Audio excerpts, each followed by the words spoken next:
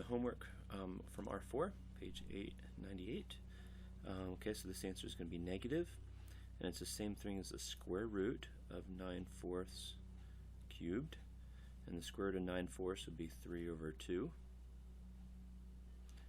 And I want to cube it, so 3 to the third is 27, 2 to the third is 8, so we have negative 27/8, which is choice F. You could treat this as all as one fraction or do it individually. I think I'm going to choose to do it individually. So I'll do that and this separately. Okay, they're both cubed root. So it's the cubed root of 8 to the negative 2 and the cubed root of 27 to the negative 2. Cubed root of 8 is 2. And since it's negative, I'm going to move it to the bottom. Cubed root of 27 is 3, and since that's negative, it's going to go to the top. So we have 9 over 4. 9 over 4 is choice A.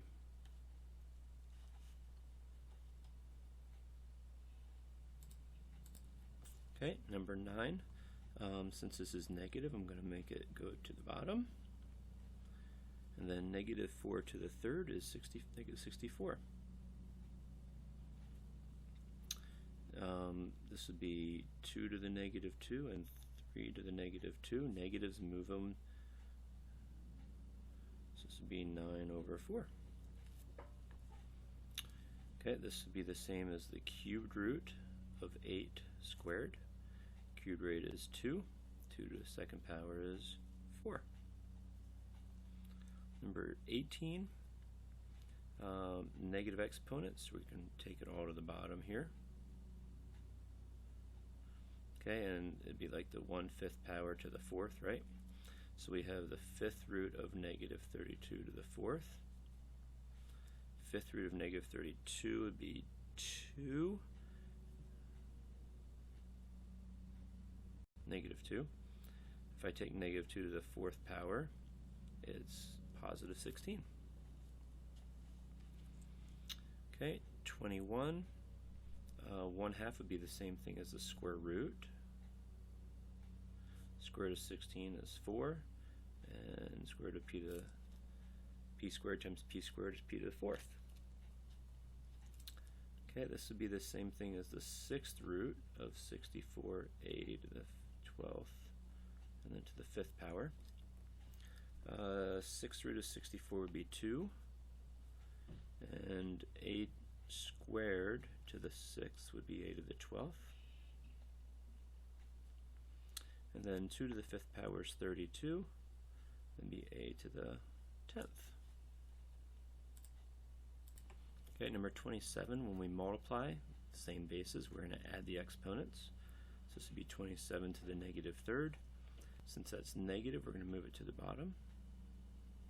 And we can just leave it like that, or you can do 27 to the 3rd. You don't need to them. Okay, this one, I personally like to get rid of the negative exponents first. You wouldn't have to. You could multiply and then subtract and so forth. But I like to get rid of the negatives. So that'd be 3 to the 1st there. This would be 3 to the 4th there. That stays there. And this one will move up. Okay? You could say these will cancel. And we'll have 1 over, and we multiply, we add the exponents, 1 over 3 to the 5th. And you could work out 3 to the 5th, or you can just leave it as well.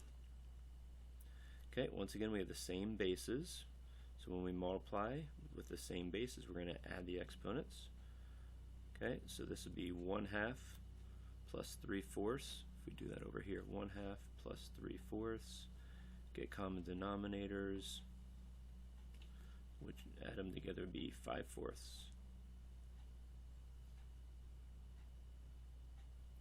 Number 36, we multiply these together, so it's like a 1 there. 4 times 1 is 4. Okay, when we multiply, we're going to add exponents, so negative 1 plus 3/2. Negative 1 plus 3/2 would be 1/2, so we have a to the 1/2. And then 2/3 plus negative 3 would be negative 7/3. Okay, since that's a negative, you're going to move that one. So we have 4a to the 1/2 over b to the 7/3.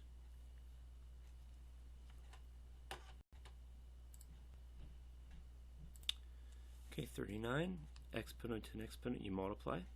It's supposed to be r to the 6 over s to the 15th. You could say these are negatives, so flip them, and then when you multiply it through, you have to flip them again with that negative.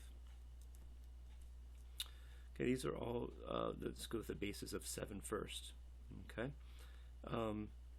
let's make them all positive. Okay, so this would 7 to the 1/3 goes to the bottom there, 7 stays, r to the 3rd goes to the bottom, 7 to the 2/3 goes to the stays on the bottom, and r squared goes to the top. Okay, now with the same basis here, I'm going to multiply. So when I multiply, I add the exponents. So 1/3 and 2/3 give you 3/3, which is just 1. So we have 7r squared over 7r to the 3rd. 7 over 7 will cancel. We'll have 1 over r. Okay, this one, I would first take that through. So of 8p to the -3, and then 4 to the -2, and p to the -4. Okay, and then I'd have p to the -5. Okay, now I would get rid of the negative exponents. So 8 stays there, p to the 3rd goes down, 4 squared goes down, p to the 4th goes down, p to the 5th goes up. Okay, 4 squared is 16. 8 over 16 is 1/2. P on the bottom here, I have 7. So 5 and 7 down there would be 2 left over down there. For 48, let's get rid of the negative exponents first.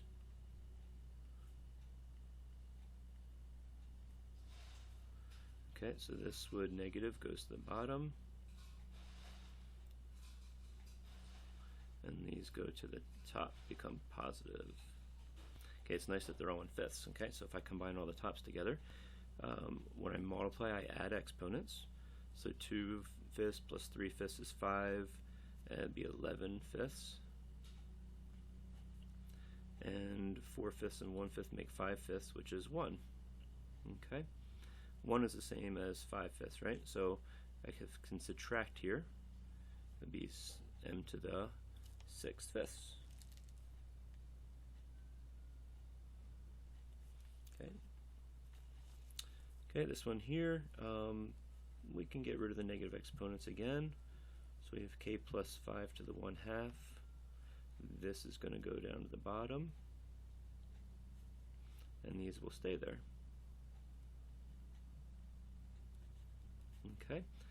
I don't really need that. Okay, so on the top we have k plus 5 to the 1/2. And on the bottom, same basis of k plus 5. And when we multiply, we add exponents. So 1/4 and 3/4 gives you 4/4, which is 1. Okay. And when I divide, I subtract. 1/2 minus 1 would be -1/2. Negative moves it to the bottom.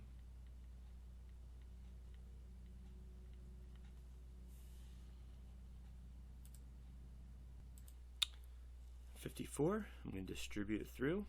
And when I multiply, remember I add exponents. So that's nice, that's already in fifths. So 11/5 plus 4/5 is 15/5, which is 3. And 1 times 9 is 9.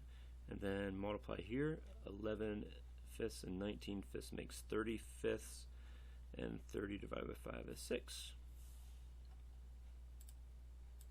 57, we're going to distribute, double distribute. So x times x is x squared. X times, okay, so this is like x to the first, right? So when I multiply, I add exponents. So it's going to be negative, and then x to the, add exponents 1 and 1/2 give you 3/2. Inside here, same thing. Positive times a positive is positive, and x add exponents would be 3/2. And then lastly, negative, and when I multiply, add the exponents, I get x. Notice your middle terms cancel out, so you're just left with x squared minus x. Number 60, distribute again. When I multiply, add exponents. So this would be p. Okay, and when I add here, that's going to be a positive, and Add exponents would be p to the 0.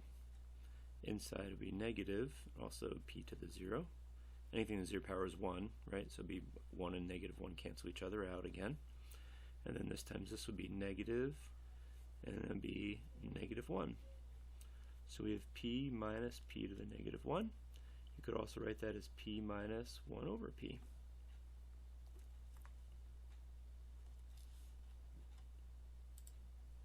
Okay, the last problem asks us to factor out a z to the negative 1/2 out. So if I factor that out here, I'm going to be left with 9. And here, this, okay, so think about when I multiply, I have to add together, right? So this plus what else will give you 1/2. So z to the first, right? That plus that gives you 1/2 there. Okay, come to class, ready to ask some questions.